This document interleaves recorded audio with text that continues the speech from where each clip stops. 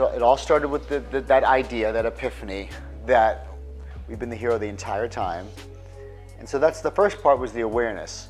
You know, starting the 15-minute fuels that we started doing daily, that was testing the hero concept. And then you start to see the feedback, and everybody was really open to it. And we were talking to a conversation that they did not want to have with anybody else because it was real. So let's start building this keynote. You feel the movement coming, so I talked to Roberto saying, hey, let's at least get something done. And remember, Roberto says, okay, we'll do it. And then remember Roberto said, we're gonna set a time where you get like 100 people in like a little theater area, and then you do it. Invite 100 people, your patients, do something, because you have the power anyway. One of your monthly, you just get a place, make 1 or 2 cameras, and we have this message, I don't know, a month from now. You go Z, because I know you like to work with pressure. We'll set up a month from now, like 30 days from now. We'll have a keynote, you'll invite some patients, and then you'll get it. So, and I was nervous about a month from now, like, all right, man, a month. And so we started working on that, and then we went to Park City. And then Garrett gave us the opportunity, hey, listen, in like 10 days or 12 days, you could come, we'll have a studio set up, a 5-camera job. So huge LCD screens and 5-camera shoot. We're gonna start hosting events there. The next one we're hosting, well, if you wanna come back in April, I'll lock down the date. So instead of us creating Garrett, the opportunity, the unknown that we couldn't expect, happened in a way shorter period of time. So we have to remember, embrace the unknown. So it's shorter. I'm nervous. The shortness, it being shorter, I got ready for a talk quicker than I ever did before in my life, but I had to practice it more than I practiced another talk because it was shorter to master it. We went there, we got it done, we nailed it, and this all happened in 67 days. So this is a perfect example of the blueprint of, there's someone saying, I have an idea, how's it gonna happen? Well, I don't know exactly how it's gonna happen, but if you just start doing and moving forward, the unknowns and opportunities will open up. And so that increases my faith and confidence in the process, knowing that now we're looking for even more unknowns. So now, like Tim said, we completed a circle, a little circle, right? So that would be hero concept to the actual first keynote, boom. So now we're gonna start on the second circle. It's the reverse bullseye. So I don't want the middle of the bullseye. I want the big friggin' ring at the end of it, because that's the big one. So I think each circle just gets bigger and bigger and bigger. So it's the reverse bullseye. And then, you know, it'll just keep on getting bigger and bigger.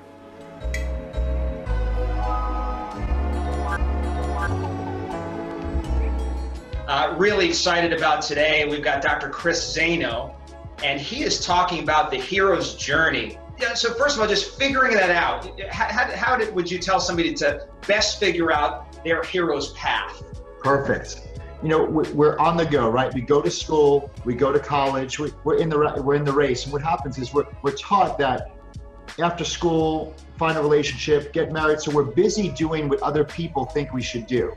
We're doing those things to make a living, right? To pay the bills. What do you see in me that you would ask advice on? What do you see in me that you feel that I do really well? Because a lot of times your gifts and talents, they come easy to you, and because of that, you take it for granted. Where something might be easy for you, but someone else, they would pay you thousands of dollars just to sit and learn that wisdom from you, but because it's easy to you, you know, you don't think about it. So you discount the talents that you had. So then you say, well, how do I do it? So if you're watching, here's a practical step. You know, you do your job from 9 to 5. You have a 9 to 5 job, or you do what you're doing to make a living, but now on the time off you have, at least dedicate a couple hours to working on your future, or what I call your hero, what you're created to be. When I got a chance to go to the Tour de France, you get there and of course every rider is thinking of winning it. Nobody's thinking, I think I'll come in 200th. Yeah. But then you hit that first set of hills in the Alps and you realize maybe I'm not going to win this thing. So it's not that they pack up their bikes and go back to their mother country, but they start to back off. and they just sort of start thinking about finishing the race. And that's where I think a lot of heroes tend to die, because you really haven't slayed that dragon. You've really just said, I'm kind of satisfied or complacent here. So as far as on this path of picking up your game, I mean, really doing what you've done, which is always to dominate the field, speak to that if you would. You're absolutely right, because now you're doing well. There's the heat's on. You got food in the fridge, you got clothes on your back. You lose that first thing that got you excited. One thing I know about every hero is no matter the circumstance, the hero realizes that no one's coming to save them. That means that I have to become 100% responsible for my future despite the circumstances, and that you have to become resourceful. Well, Dr. Chris, this was just amazing. You know, in the idea of starting a business, of building a big practice, of getting lots of clients or members or patients, but without the mission-based journey, without being the hero, without being willing to go through this transformation and live heroically, you know, I think it all fails. I don't think in the end, you're just some guy with a process or procedure that you're trying to make money off of. And I don't think you ever get to a place of real joy or fulfillment, and you certainly don't see the kind of success that you're seeing and that we're teaching here. So, all right, well, thanks everybody. Stay focused on your hero's journey from 0 to 1 million, and remember who you are.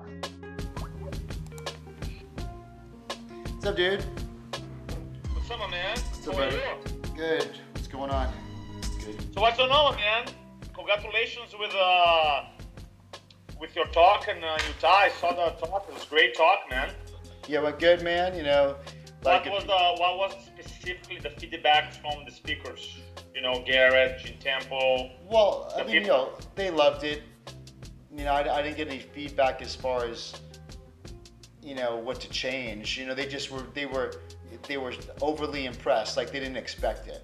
Okay. Which is good. I mean, but that doesn't help me. Okay. No, it's okay. No, I watch you on camera doing for me, so it's not like on a live interaction. I have some ideas here that you can take the next level, and then we can discuss the next thing, which is, I believe that you want to do your 1 hour with Q&A and stuff. Yeah. That's what you want to do, right? When is your speak off again? In May. Event? In May. And that is a regular event, and you also gonna doing like it's 4 minutes or 5 minutes? Well, I don't know. I asked them. I emailed them, but it sounds like it's going to be you know, they're going to say, you know, they're not going to say get up there for 20 minutes and talk, right? So they're going to probably. What do you think, Roberto? They're going to give you 3 to 5 minutes? Yeah, I would say top 5 minutes. I just want to compete because that'll bring the best out of me. Yeah, the reason I know that I think it's great. I think when you have a deadline and pressure, dude, you practice like a machine. And I'm assuming, I'm biased because I work with you, but I'm assuming you're the best speaker of the whole thing. I'm assuming, in my perspective. But the timeline of 18th is the speak off, and you could win stages. And so the thing is, if you technically can win a stage, let's go to win the stage, whatever that stage will be. Yeah. That'll be sweet. I mean, dude, that's the first part of your talk is ready. Come on. Mr. America, almost die, Cairo, depressed, full-blown hero. And I like it because in that story, I could get to the point where when I was I was just so frustrated, you know, because living in false humility, it's just like you deflected it, but deep down, it's just, I want to just be known for someone who worked their ass off to serve people.